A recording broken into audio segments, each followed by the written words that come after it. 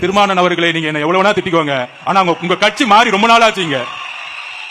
அங்க நீங்களும் ஒரு 20 பேர் மட்டும்தான் இருக்கீங்க உங்க கட்சியில.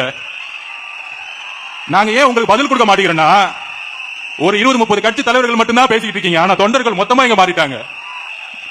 நம்ம கட்சிக்காரெல்லாம் கேட்போம், என்னென்ன இப்படி திட்டிட்டே இருக்காங்க நம்மள, நம்ம பதில் கொடுக்க மாட்டேங்கிறேன். 20 பேரு விசிகேல இன்ஃப்ளூயன்ஸ் பண்ணி தவறான தகவல் கொடுத்து, தலைவர் அண்ணன் திருமாவளவன் தகவல் கொடுத்து, விசிகே அண்ணன் அவர்கள் எங்களுடைய தலைவரையும் கட்சியையும் எங்க கட்சிக்கு எதிராகவும் ஒரு பிரச்சாரத்தை உருவாக்குறாருன்னு நான் சொன்னேன். சொல்ல வந்தது அதுதான். அப்ப பாதிலே கட் ஆயிருச்சு. அது நான் எக்ஸ்லே போட்டுட்டேன். உடனே திமுக உள்ள புந்துட்டாங்க. அண்ணன் திருமாவளவர்களுக்கும் மாதவர்ஜன் அவர்களுக்கும் எப்படி ஒரு கழகத்தை மூட்டி உள்ளான். நான் இன்றைக்கும் உறுதியாக சொல்லுகிறேன், என்னுடைய கொள்கை ஆசான் அண்ணன் திருமாவளவன் அவர்கள்.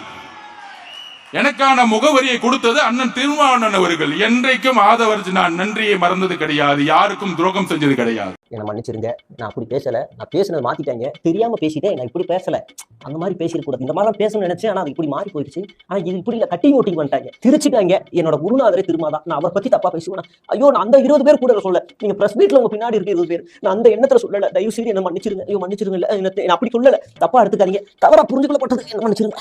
அது அந்த மாதிரி தான் பேசியிருப்பேன். என்னைக்குமே நீங்க தான் எனக்கு, நீங்க இல்ல நான் இல்ல, அந்த மாதிரி பண்ணிருங்க. ஏன்னா மன்னிப்பு கடிதம் ஆள் ஒசரத்துக்காக எழுதுறது, வீடியோ போடுறதுக்கு கஷ்டமா இருக்குங்க.